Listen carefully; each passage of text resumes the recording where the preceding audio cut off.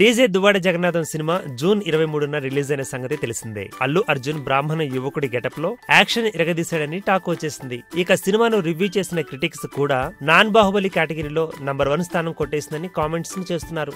ఇక DJ first day collections విషయానికి వస్తే పలు ప్రాంతాల్లోని థియేటర్స్ లో డీజే విజయ్ డంకాను మోగిస్తోందని వార్తలు దూతున్నాయి.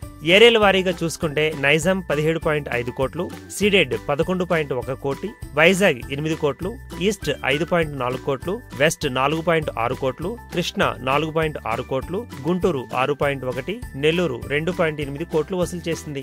ఇక నైజాం ఏపీ టోటల్ గా చూసుకుంటే 60.1 కోటిని వసూలు చేసింది. కర్ణాటక 7.1 కోటి, కేరళ 2.3 కోట్లు, రెస్ట్ ఆఫ్ ఇండియా 1.3 కోట్లు వసూలు చేసింది. ఓవర్సీస్ లో 7 కోట్లు వసూలు చేసింది. World wide Telugu Malayalam theatrical విషయంలో 77.8 కోట్లు వసూలు చేసింది. ఇక అటు తర్వాత Telugu Hindi dubbing satellite rights ద్వారా 18 కోట్లు, మ్యూజిక్ డిజిటల్ తదితర సోర్సెస్ నుండి 5 కోట్లు వసూలు చేసుకుంది. గ్రాండ్ టోటల్ కలెక్షన్ 100.8 క్రోర్స్ ను కేవలం ఫస్ట్ డే కలెక్షన్స్ ద్వారా రాబట్టిన చిత్రంగా బన్నీ నటించిన డీజే రికార్డులను తిరగరాసింది.